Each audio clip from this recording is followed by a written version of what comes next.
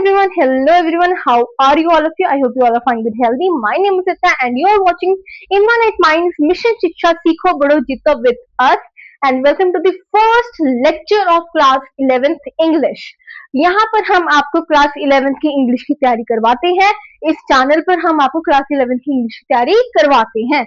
हम यहाँ पर आपको पूरा थॉरली पढ़ाते हैं, पूरा चैप्टर समराइज करवाते हैं, फिर उसके कुछ इंपॉर्टेंट कीवर्ड्स बताते हैं, कुछ इंपॉर्टेंट क्वेश्चंस बताते हैं, उन क्वेश्चंस को समराइज कैसे लिखना है हम वो भी सब बताते होते हैं, और पेपर में जो आता है हम वो भी करवाते होते हैं. ठीक है, तो यहाँ पर पूरी फुल ऑन तैयारी चलती होती है. तो welcome to this channel, and ये फर्स्ट लेक्चर है इस चैनल का. ठीक है, मैं ये फर्स्ट लेक्चर से इतना दावे से मैं इसीलिए बोल सकती हूँ कि हम यहाँ पे आपको इतनी सारी चीजें करवाते हैं, क्योंकि हमारा एक और चैनल है जहां पर हम आपको क्लास 10th को मतलब उनको तैयारी करवाते हैं. उनकी मैथ की तैयारी चल रही होती है, साइंस की तैयारी चल रही होती है और इंग्लिश की तैयारी चल रही होती है. मैं और मेरे साथ एक और पार्टनर है, एक और टीचर है, वो है गुरसत. गुरसत मैम आपको सारी तैयारी करवा रहे होते हैं. ठीक है, एंड आई होप वो यहाँ पर भी आपको तैयारी करवा रहे होंगे. जल्द आपको वो यहाँ पर भी देखने को मिल जाएंगे. बट फर्स्ट चैप्टर है, यहाँ पर मैं तैयारी करवा रही हूँ. मैं अपनी इंट्रोडक्शन दे देती हूँ. My name is Divya and I am teaching to you English. My name is Rita and I am teaching to you English of class 11th. ठीक है, क्लास 11th की इंग्लिश सारी सेम ही. आई होप आपको तो पता ही होगा. ठीक है, और आज हम फर्स्ट चैप्टर कर रहे हैं फ्रॉम द बुक हॉर्नबिल. ठीक है, आपने 10th में फर्स्ट फ्लाइट की थी, अब यहाँ पर आपकी हॉर्नबिल चलेगी. यहाँ पर आपकी 2 बुक्स कवर हो रही होंगी इसी चैनल पर, और वैसे भी आपको जो सिलेबस है उसमें 2 बुक्स कवर हो रही हैं. First is hornbill and second is your snapshot. ठीक है, समझ आ गया. Now let's start with the first chapter which is the portrait of a lady. Now chapter का नेम है portrait of a lady, but it's a story without any picture. तो ये क्या सिस्टम है इसका बताती हूँ. पोर्ट्रेट का मतलब क्या होता है, पिक्चर. बट हियर यहाँ पर हमें जो ऑथर है वो इमेजिन कर रहा है इन अ पिक्चर फॉर्म, बट हमें कैसे बता रहा है, स्टोरी के फॉर्म में. रिटर्न है, पिक्चर तो नहीं है ना, इसमें कोई पिक्चर मेंशन नहीं है, बट वो सोच रहा है, वो देख रहा है, वो अपनी दादी को फोटोज में देखता था कि वो जब यंग थी वो कैसी दिखती थी. ठीक है, वो सब इन बारों में सोचता होता है. तो ऑथर का नेम है खुशवंत सिंह, एंड ये और इनकी ग्रैंड मदर की यहाँ पर स्टोरी बताई गई है. खुशवंत सिंह ने ही खुद ये कहानी लिखी है, मतलब कहानी नहीं है, उनकी लाइफ का ही ये पार्ट है. ठीक है, आप गूगल पे जाकर इनके बारे में सर्च भी कर सकते हो इफ यू वांट. ठीक है, now let's start this chapter. Yes, हम ये जो अभी मैंने पूरा अपने ये पूरे बोर्ड पे लिखा हुआ है, ये तो मतलब कह लो हाफ से ज्यादा पार्ट मैंने लिखा हुआ है. बाकी का थोड़ा पार्ट जो है हम इसके बाद स्लाइड में कवर करेंगे. ठीक है, और इसकी प्रॉपर पीडीएफ या पूरे इसके नोट्स वगैरह आपको हमारे इंस्टाग्राम एंड टेलीग्राम चैनल पर मिल जाएंगे. उसका लिंक या उसका नेम हम डिस्क्रिप्शन में लिख देंगे, आप वहां से जाके उस चैनल को फॉलो कर लेना. Okay, now let's start. Yes, this is a story of the author and his grandmother. ये story author means Khushwant Singh and उनकी ग्रैंडमदर के बारे में हमें बताती है. वो क्या लिखते हैं कि उनकी ग्रैंडमदर ओल्ड और रिंकल्ड फेस की हैं. उनकी जो ग्रैंडमदर है वो काफी बूढ़ी है और रिंकल्ड आ गए हुए हैं. मतलब रिंकल मतलब आप झुर्रियां कैसे कह सकते हैं हम, वो उनके फेस पर है. आपको यार आपको तो पता ही होगा ग्रैंडमदर कैसे हमारी दादी है कैसे दिखती हैं, बहुत ओल्ड है ना वो. उनको भी ऐसे समराइज यहाँ पे किया गया है कि she was old and with a wrinkled face. ठीक है, the author had always seen her like this for the past 20 years. अब इधर से हमें समझ आ सकता है, पास्ट 20 years मीन्स जो चीज, आप एक चीज मेरी और याद रख लो, आप फर्स्ट टाइम हो इस लेक्चर में, तो जो चीज मैं अंडरलाइन कर रही हूँ विद दिस मार्कर वो कीवर्ड्स हैं, एंड सिर्फ वो ही आपको लर्न करने हैं. ठीक है, वो कीवर्ड्स आपको क्यों लर्न करने हैं, क्योंकि वही आपकी हेल्प करेंगे आंसर को समराइज करने में. ठीक है, नाउ लेट्स स्टार्ट.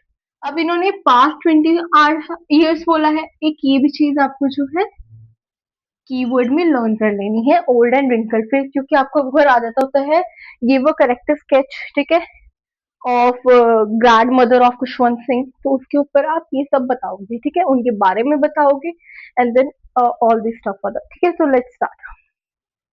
हाँ जी। तो the author said that he had always seen her like this for past 20 years। वो पिछले 20 सालों से अपनी दादी को ऐसा ही देखता हुआ आ रहा है। इवन कि अब वो और भी ज्यादा रिंकल्ड फेस, ठीक है, और भी बेंड, मतलब और भी बूढ़ी हो चुकी है, और भी ओल्ड हो चुकी हैं, ठीक है। तो यहाँ से हमें पता लग रहा है कि ये जो चीज ये लिख रहा है तो ये कब 20 ईयर्स का है, जब ऑथर ने ये सारी चीजें लिखी हैं तब वो कितने साल का है, 20 ईयर्स का है, ठीक है। तो author said that this is a story her of the author and his grandmother। Old age old age की है और बहुत रिंकल्ड फेस की है वो, ठीक है। वो ये भी कहता है कि author had always seen her like this before past 20 years. उसने अपनी दादी को हमेशा ऐसे ही देखा है। ये चीज क्लियर हुई proper. Now let's move to this part. His grandmother used to move around the house in spotless white, with her one hand resting on her waist and other hand counting the beads of her rosary। Rosary means पूजा जाप की जो माला आपके घर में भी पड़ी होगी या काफी बच्चे करते भी होंगे। वो पूजा जाप की जो माला होती है, वो क्या कहता था कि उसकी जो दादी है वो स्पॉटलेस व्हाइट। पहले ये चीज देखो, स्पॉटलेस व्हाइट।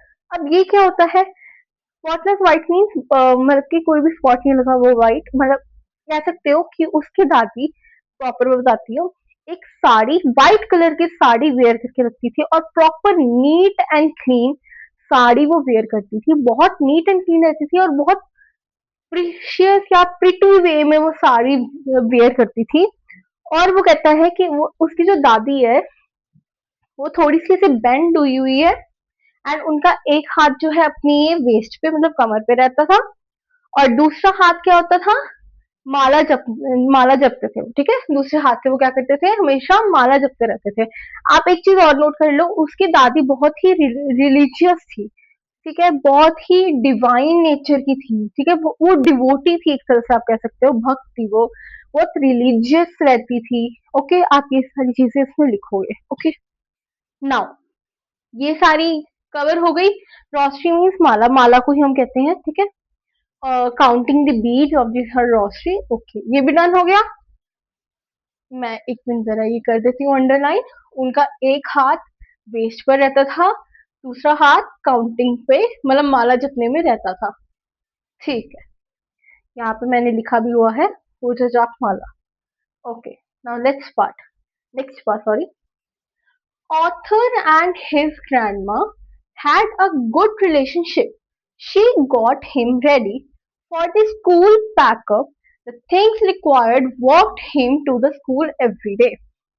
मतलब उसकी ग्रैंड माँ जो थी, उसका और उसके ग्रैंड माँ का रिलेशनशिप बहुत अच्छा था। उनके बीच में जो रिलेशन था वो बहुत ही अच्छा था, क्योंकि जब से वो छोटा था उसकी ग्रैंड मदर ने ही उसकी केयर की है, ठीक है। जब तक, मतलब जब तक कह सकती हो आप, जब से वो छोटा था उसकी ग्रैंड मदर ही उसकी केयर करती थी।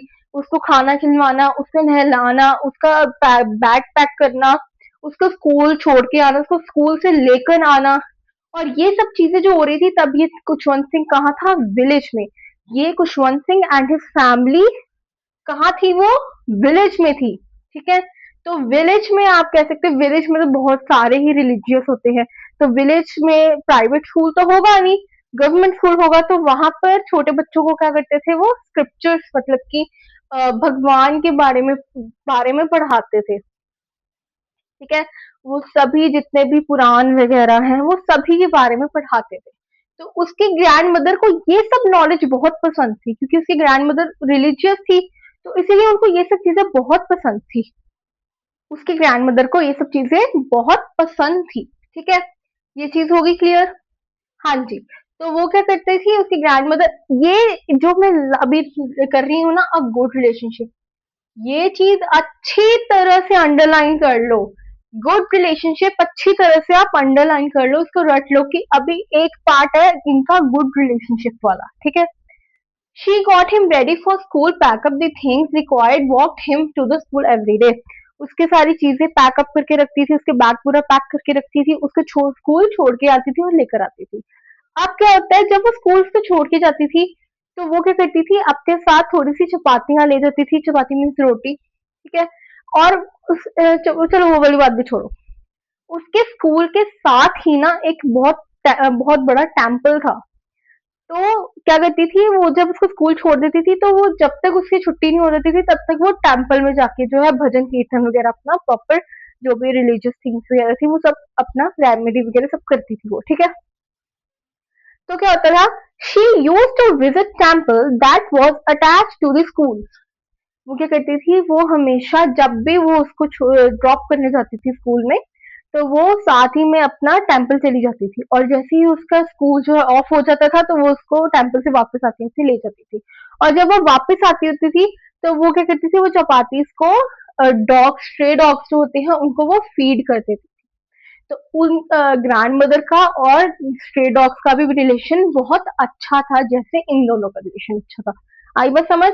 ये भी चीज याद रख लेना, स्ट्रे डॉग्स भी इम्पोर्टेंट है क्योंकि आगे जाके स्पैरो वाला भी सीन आएगा तो कभी कभार इनका कंपैरिजन आ जाता होता है कि ग्रैंड मदर का रिलेशनशिप किसके साथ ज्यादा अच्छा था, स्ट्रे डॉग के साथ या स्पैरो के साथ। ठीक है, तो तब वहां पे आपको अपना समराइज करके लिखना है जैसे आपको कंफर्टेबल लगता है, ठीक है।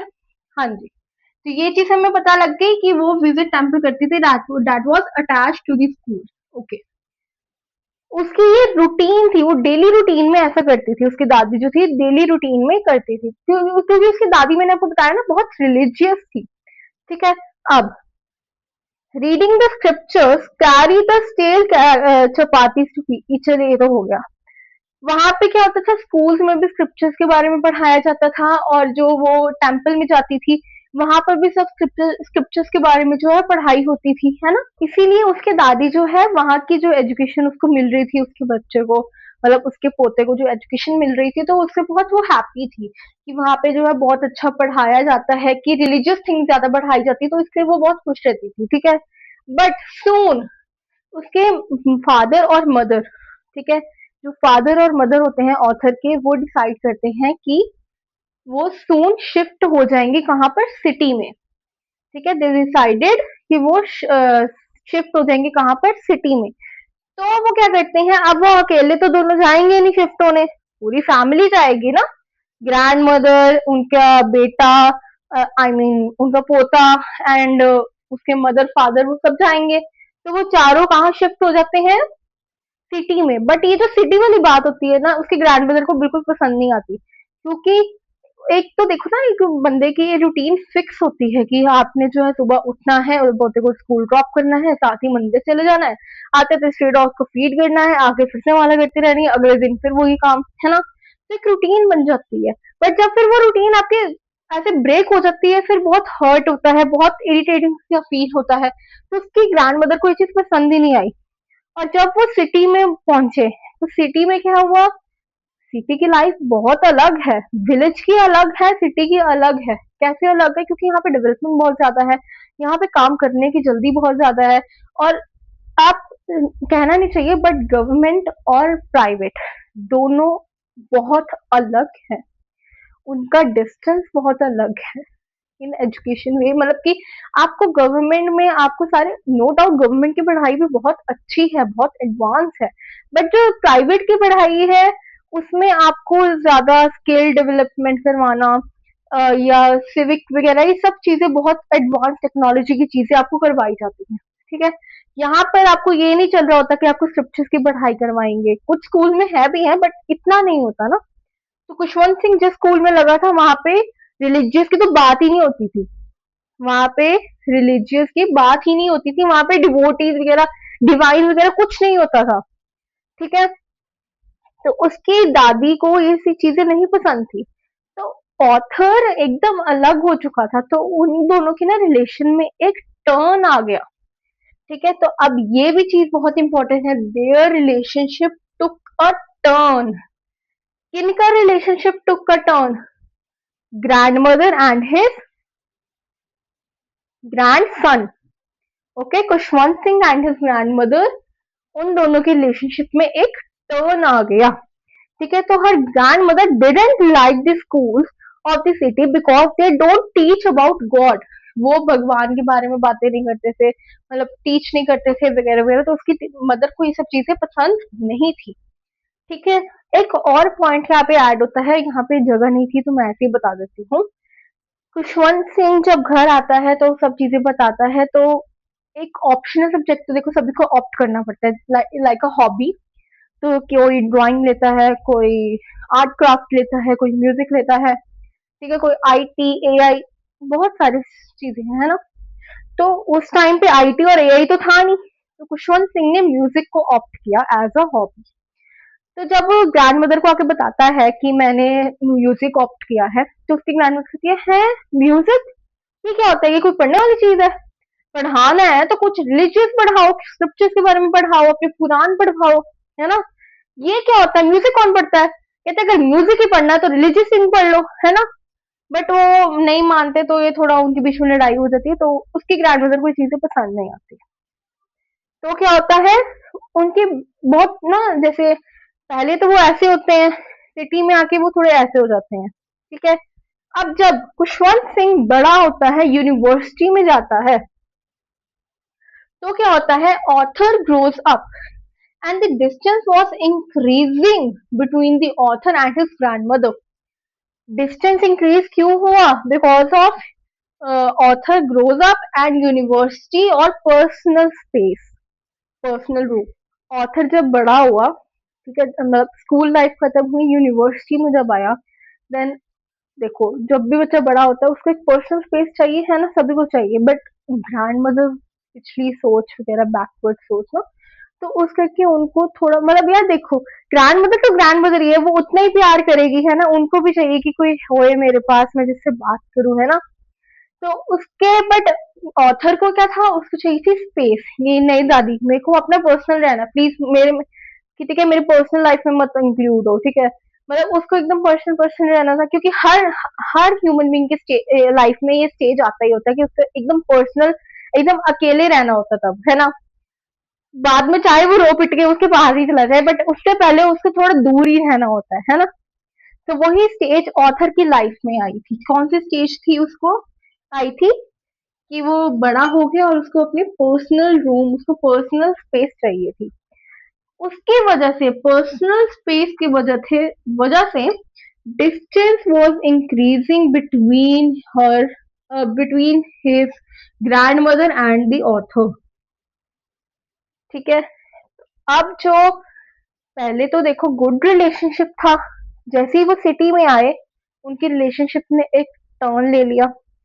अब जैसे जैसे वो बड़ा हो रहा है, वो उनका रिलेशनशिप जो है इंक्रीज, मतलब डिस्टेंस उनका इंक्रीज हो रहा है, डिक्रीज नहीं हो रहा, वो इंक्रीज होता जा रहा है। तो पहले तो इतना, पहले तो बिल्कुल ही साथ थे ना वो, जैसे ही वो सिटी में है तो इतना हुआ, अब थोड़ा और बड़ा हो गया। अब क्या होता है, his grandmother stopped talking to the people whether she is spinning wheel, grocery and prayers। अब इसका मतलब तो ये है कि जब वो बड़ा हो जाता है ना, तो क्या होता है, वो बातें चलने लग पड़ती हैं कि उसकी स्टडी के लिए अब्रॉड भेज देते हैं। टिपिकल पंजाबीज, है ना, कि उनको तो कोई भी बात Canada, Canada, but in Punjabi accent we said Canada. Okay, तो इनको तो यही था कि इसको अब्रॉड भेज देते हैं, अब्रॉड की स्टडीज बहुत अच्छी हैं, सब बकवास है। ठीक है, स्टडीज हर हर कंट्री की स्टडीज अपने लेवल की होती हैं, ठीक है। लेवल मतलब कि जो हमारे लिए अच्छा है, जो हमने ऑप्ट करना है उस टाइप की स्टडीज, ठीक है। कोई माइंड मत करना, I am just talking the reality. Okay, हाँ जी। अब क्या होता है, उसको अब्रॉड जाना होता है, ठीक है। तो उसके ग्रैंड मदर थोड़ी हो जाती है कि हाय मेरा पोता मुझसे दूर जाएगा, ओ माय गॉड, मतलब वो थोड़ा हो जाती है, बट इतना इमोशनल नहीं होती, क्योंकि ऑलरेडी वो बहुत ही ज्यादा जो है, उनका डिस्टेंस इतना बढ़ चुका होता है कि उसकी ग्रैंड मदर इतना ज्यादा इमोशनल नहीं होती, ठीक है। तो क्या होता है, उसके चक्कर में, मतलब कि जैसे ही वो अपने पोते से दूर हो जाती है, वो बाकी लोगों से, मतलब अब तो चलो काफी टाइम हो गया होता है उनको सिटी में आए को, तो वो बाकी जगह, मतलब नेबर्स से बात करना बंद कर देती है, ठीक है। वो किसी से नहीं बात करती है, वो सिर्फ अपना स्पिनिंग व्हील मीन्स चरखा, वो जिससे धागा बनता होता है ना, वो चरखा चलाती रहती है, धागा बनाती रहती है, या अपनी माला करती रहती है, या जो है अपनी पूजा पाठ, बस वो यही करते रहते हैं बेचारे, ठीक है। और उनका एक और चीज होती है, ठीक है, वो हम मैं आपको नेक्स्ट स्लाइड में बताती हूँ, वो और एक और चीज क्या कर रही होती है। और मैंने वैसे आपको पता लग ही गया होगा कि स्ट्रे डॉग्स, और मैंने एक और चीज की थी कि उनके बीच में कंपैरिजन आता है। अब सोचो सोचो, ठीक है। नाउ आपको इतना तो समझ आ गया ना बच्चे, जो हमारी पूरी स्टोरी में जो अभी तक हुआ, आपको सब समझ आ गया ना कि ये स्टोरी क्या थी, ठीक है, क्या क्या हुआ, कैसे उनके बीच में डिस्टेंस आया। डिस्टेंस इसलिए आया क्योंकि जैसे ही ऑथर ग्रो हुआ, ठीक है, व्हेन ही ग्रोज अप, तो थोड़ा पर्सनल स्पेस करके उनके बीच में डिस्टेंस आ गया, ठीक है। इतना क्लियर हो गया, इतना क्लियर हो गया। Now let's move to our next slide. Now, this is the last phase of this chapter, and after this, we are doing the character sketch of author and his grandmother. Okay, now let's start from here. हाँ जी, अब क्या होता है, तो grand mother क्या करती है, जब पता लग जाता है कि हाँ अब पोते ने यहाँ नहीं रहना, उसने अब्रॉड ही चल जाना है, तो वो इस चीज को एक्सेप्ट कर लेती है। एक्सेप्ट तो चलो उसने वैसे पहले भी किया हुआ था कि अब उसका पोता उसके साथ इंटरेक्ट नहीं करता था, बातें नहीं करता था, तो उसने इतना तो एक्सेप्ट किया ही हुआ था कि लोनलीनेस उसने एक्सेप्ट की हुई थी। वो अपनी सिर्फ प्रेयर पे ही फोकस करती थी, ठीक है। या जो स्पैरोज होती थी उनको ब्रेड क्रम्स जो है ऐसे फीड करती थी, ठीक है, इन द वेरांडा। वहां पे वो जो है स्पैरोज को क्या करती थी, ऐसे ब्रेड क्रम्स फैला देती थी, तो वहां पे थाउजेंड्स ऑफ स्पैरोज कह सकते हो आप, वो आके खाती थी, ठीक है। तो और वो इतनी ज्यादा उनके साथ जो है स्पैरो के साथ खुश रहने लग पड़ी थी कि कभी उनके साथ जो स्पैरो थे वो बहुत फेमिलियर हो चुकी थी। तो कभी वो जो स्पैरोज होती थी उनकी शोल्डर पे आके बैठ जाती थी, कभी कभार उनकी हेड पर, कभी कभार उनके लेग्स पर, मतलब ऐसे वो बैठ जाया करती थी, ठीक है। और वो रेयरली ही किसी से बात करती थी, वो तो मैंने आपको पहले भी बताया कि वो बहुत ही कम बात करती थी। हाँ जी, अब क्या होता है, she fed she feed the sparrows daily, making it her happy and most peaceful time. वो जब स्पैरोज को फीड करती थी तो वो उसको बहुत खुशी होती थी, और उसको जो था बहुत पीस वहां पे महसूस होता था। जैसे जब वो आपने देखा होगा विलेज में थी, तो वहां पर वो किसको फीड करती थी, कमेंट करो फटाफट, किसको फीड करती थी वो वहां पर, स्ट्रे डॉग्स को। और यहाँ पर वो किसको फीड कर रही है, स्पैरोज को। वहां पर वो चपाती फीड करती थी, इधर वो ब्रेड क्रम्स, यहाँ पे मैंने लिखा भी है ब्रेड क्रम्स, ठीक है। She was feeding sparrows breadcrumbs, making it her happy and most peaceful time. Okay, अब यहाँ से हमारा कीवर्ड्स हैं ये सारे, ओके, क्योंकि ये सभी इंपॉर्टेंट चीज आ गई। यहाँ पर वो स्पैरोस को डेली फीड करती थी, ये उसकी रूटीन थी जो कि उसको मोस्ट पीसफुल और हैप्पी महसूस करवाते थे, ठीक है। Now, when the author came back after 5 years from abroad, her grandmother broke her daily routine to celebrate the author's return by singing and playing ढोलक। अब जब उसका पोता चला जाता है, इसके बीच वाला पार्ट एक रह गया, मैं ऐसे ही बता देती हूँ। जब उसका पोता जो है अब्रॉड जाने के लिए होता है, तो उसकी ग्रैंड मदर जो है उसको स्टेशन, ग्रैंड मदर उसको सी ऑफ करने जाती है, ठीक है। वहां पर वो बहुत इमोशनल नहीं होती, बस हाँ वो कहती है अच्छा ठीक है जा रहा है, ठीक है ठीक है, उसको बस उसके फोरहेड पे किस करती है एंड देन उसको जाने देती है, ठीक है। वो इमोशनल ज्यादा नहीं होती। तो अब क्या होता है, अब जब उसका पोता ऑथर जब 5 साल बाद, after 5 years, when he came back from abroad, उसकी ग्रैंड मदर इतना खुश होती है, तो वो क्या करती है, वो सभी नेबर्स को इकट्ठा कर लेती है, ढोलक लेती है और ढोलक बजाती है, ठीक है। सिंगिंग, वो सिंग करती है, ऐसे गाने गाती है, ढोलक बजाती है, बहुत ढोल नगाड़े से आप कह सकते हो स्वागत करती है, ठीक है, उसका स्वागत करती है। और वो अपनी डेली रूटीन, जैसे डेली रूटीन क्या थी उसकी, प्रे करना, ठीक है, रोस्ट्री करना, और और क्या करना, स्पैरोज को फीड करना, ये वो नहीं करती। क्यों नहीं करती, क्योंकि उसको खुशी बहुत होती है कि उसका पोता, उसका खुशवंत सिंह 5 साल बाद अब्रॉड से इंडिया वापस उसके पास, उसकी ग्रैंड मदर पास आ रहा है, ठीक है। तो one day she fell sick, this is the last time when she fell सिक। अब क्या होता है, जब वो चीजें ये सब करके मतलब रूटीन जब तोड़ लेती है ना, तो एक दिन मतलब अगले या 2-3 दिन बाद वो बीमार पड़ जाती है, और जैसे वो बीमार पड़ती है उसको समझ आ जाता है कि ये लास्ट टाइम है उसका, मतलब डेथ बेड पे है वो अब, ठीक है। और ये इसीलिए हुआ है क्योंकि उसने अपनी रूटीन को तोड़ा, उसने माला नहीं जपी, उसने प्रेयर नहीं की, इस करके वो बीमार पड़ी है और ये उसका लास्ट टाइम है। तो अब वो समझ आती है कि इसके बाद तो चलो चलो तो इसीलिए वो क्या करती है, वो किसी से बात नहीं करती, वो refuse she refuse to talk anybody. ठीक है, वो किसी से भी बात नहीं करती, इवन कि ना उसके पोते से, ना उसकी फैमिली, किसी से भी नहीं। इवन कि वो स्पैरोस तक को नहीं जाती बाहर, वो बस अपने एक रूम में लेटी होती है, मतलब लेटी या बैठी होती है, वो बस अपनी माला जप रही होती है और प्रेयर कर रही होती है। और प्रेयर करते करते जो है वो उसकी डेथ हो जाती है। और वो प्रेयर इसीलिए कर रही होती है क्योंकि वो कहती है कि मैं किसी से बात इसलिए नहीं करूंगी क्योंकि मैंने प्रे नहीं की थी, मेरी डेली रूटीन ब्रेक हुई, उसको बहुत रिग्रेट होता है, बहुत गिल्टी फील में होती है, इसलिए वो प्रेयर भी करती है। और एक ये भी आता है कि किसी से बात करने से अच्छा उसको ये लगा था कि मैं भगवान का नाम जाप करती करती अगर मेरी डेथ होती है तो इससे अच्छा और क्या ही हो सकता है। इसीलिए वो जो है अपना पूरा लास्ट टाइम जो है, अपना लास्ट मोमेंट प्रे ही करती है। एक बार रीड कर लेते हैं। यहाँ पर था कि broke her daily routine, celebrate the author's return by singing and playing ढोलक। तो ये आ गया, ठीक है। और ये कब वापस आता है? 5 साल बाद। अब one day she fell sick, ठीक है, ये हमें आ गया, पता लग गया। This is the last time when she fell sick, okay, ठीक है। बिफोर हर डेथ, उसके डेथ से पहले, she refuse to talk to the family, ठीक है, wishing to spend the last moment praying. ठीक है, ये भी समझ आ गया। Now let's move to this part.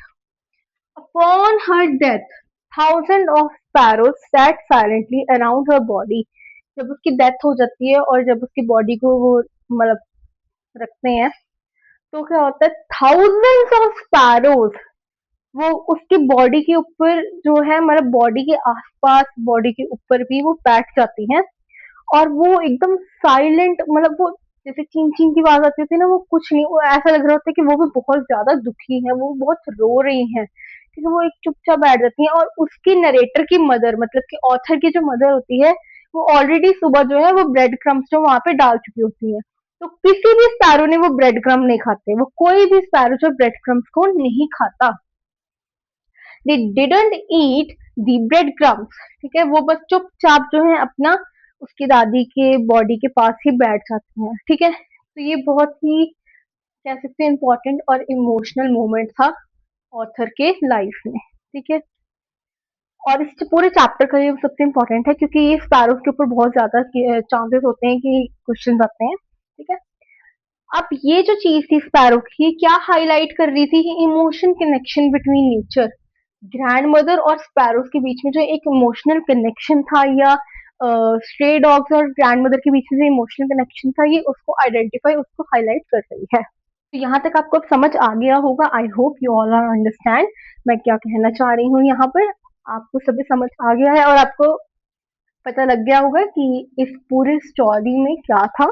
तो portrait of a lady, portrait of lady means कि ग्रैंड मदर की पिक्चर, उसके ऊपर इसने सब कुछ ये लिखा, पूरा स्टोरी लिखी, ठीक है। आई होप ये आपको समझ आ गया होगा। बस अब लास्ट हमारी ये चीज रह गई है, इसकी जो थीम एंड करेक्टर स्केच, ठीक है। अब इसके बाद हम वो करते हैं और बस मेरे ख्याल से 2-3 मिनट का लेक्चर रह गया है, एंड देन आप भी रेस्ट करो, मैं भी रेस्ट करती हूँ। हाँ जी, मैं क्यूटूज, let's start with the character sketch of Khushwant Singh and his grandmother. First आता है, he is the narrator of the story. We all have know that he is the narrator of the story. He is the author of the story. ठीक है। Sensitive and observe person है ना, ये बहुत ही observe करता था चीजों को, तभी इसने ये पूरा चैप्टर लिखा कि उसकी दादी ये करती थी, वो करती थी। तो कितना ऑब्जर्व था ना वो, कि उसकी रिंकल्ड फेस था दादी का, पर जब वो अपने यंग एज में थी तो बहुत प्रिटी और ब्यूटीफुल थी, है ना। ये भी पॉइंट आ जाता है कि ग्रैंड मदर जो उसकी जब यंग थी तो बहुत ही प्रिटी थी। और ग्रैंड मदर अपने पोते को जो अपने बचपन की कहानियां सुनाती थी कि जब वो छोटी थी तो वो ये गेम खेलती थी, ठीक है, वो ये गेम खेलती थी, तो वो सारी चीजें बताती थी। तो इसलिए उसको अब तक याद थी, तो इसीलिए ये बहुत ही ऑब्जर्व पर्सन था, ठीक है। तो ये भी पॉइंट हमारा हो जाता है। Brought up brought up under his grand mother care, की जब वो पला बड़ा अपनी ग्रैंड मदर की केयर में, ठीक है, मतलब उसकी ग्रैंड मदर ने ही उसको पाला पोसा, okay. He has beautifully describe the detail of his grand mother, हमें ये भी पता है कि उसने बहुत ही ब्यूटीफुल तरीके से, बहुत ही कह सकते हो आप प्रिटी से तरीके से अपनी ग्रैंड मदर को डिस्क्राइब किया, ठीक है। हम जैसा देख सकते हैं कि बहुत ही उसकी काइंड हार्टेड थी ग्रैंड मदर। यहाँ पे जैसे मैंने लिखा भी हुआ है, she is deeply religious and kind hearted and very attach to his grandson. वो अपने पोते से, मतलब she is very attach to Khushwant Singh, है ना, वो बहुत ही अटैच थी खुशवंत सिंह सिंह से। ओके, अब यहाँ पे आ जाता है कि she is old women and with a wrinkled face, हमने ये तो पढ़ लिया, ठीक है। She was short fat slightly bent, मैंने आपको पहले ही बताया था कि वो थोड़ी सी, मतलब उसकी हाइट थोड़ी छोटी है, थोड़ी मोटी है और थोड़ी बेंट हुई हुई है। Okay, and wear sari with silver hair. अब ये ए यू मीन सिल्वर, ठीक है, इसका मतलब सिल्वर है। ओके, तो ए यू मीन सिल्वर, उसके सिल्वर हेयर है, क्योंकि आपने देखा होगा जितने भी ग्रैंड मदर हैं उनके जो बाल होते हैं वो थोड़े थोड़े सिल्वरी से होते हैं, तो इसीलिए सिल्वर हेयर। और वो एक व्हाइट कलर की प्रिटी सी neat and clean sari wear करती हैं, ठीक है, मतलब एकदम परफेक्टली ड्रेस्ड रहती हैं वो हमेशा, ठीक है। वो बहुत ही काइंड हार्टेड है, डीपली रिलीजियस है, हमेशा वो क्या करती रहती हैं, अपनी प्रेयर करती रहती हैं, रोस्ट्री करती रहती हैं, ठीक है, और बहुत ही अटैच है अपने ग्रैंडसन से। ये भी हो गया हमारा पॉइंट, ठीक है। अब हाँ जी, अब ये हमारे कैरेक्टरिस्टिक्स, इसका भी हो गया, इसका भी हो गया। अब आ जाते हैं इनकी थीम पर। इस पूरी स्टोरी की थीम थी generation gap, loneliness of elderly, ठीक है, लव एंड रिस्पेक्ट, ठीक है। क्या थी जनरेशन गैप, हम देख सकते हैं कि ऑथर और उसकी ग्रैंड मदर के बीच में जनरेशन गैप था।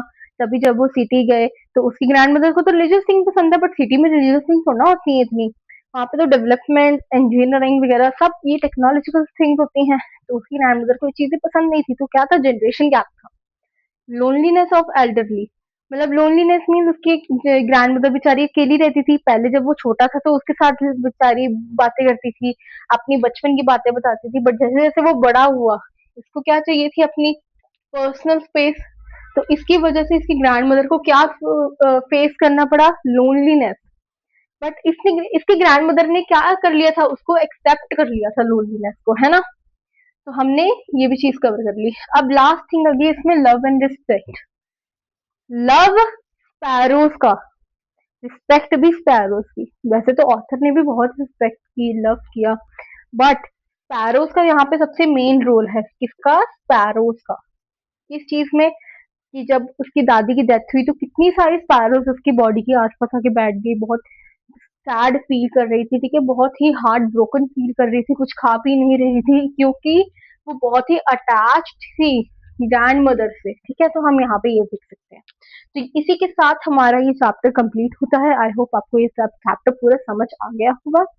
मैं आपसे मिलती हूँ हमारे नेक्स्ट चैप्टर में। आप इसको बैठ के अगर कुछ नहीं भी समझ आया तो आप मुझे कमेंट कर देना, मैं आपको फिर से समझा देंगे, ठीक है। हम इसलिए आप कहोगे तो मैं इसके इम्पोर्टेंट क्वेश्चंस का भी एक लेक्चर बना के डाल दूंगी, ठीक है। आप वहां पे वो लेक्चर भी देख लेना, ओके। एंड आई होप आपको समझ आ गया होगा। हम मिलते हैं हमारे नेक्स्ट लेक्चर में। Once again I am Nitya and I am teaching you English of class 11th। हम यहाँ पे बहुत सारे अच्छे अच्छे चैप्टर्स करेंगे, पूरी डिटेल में चैप्टर्स करेंगे, ठीक है। अगर हमारा लेक्चर लंबा होता है तो इट मीन्स अच्छी बात है कि इसमें डिटेल में हम पढ़ रहे हैं, है ना। Bye bye, see you all.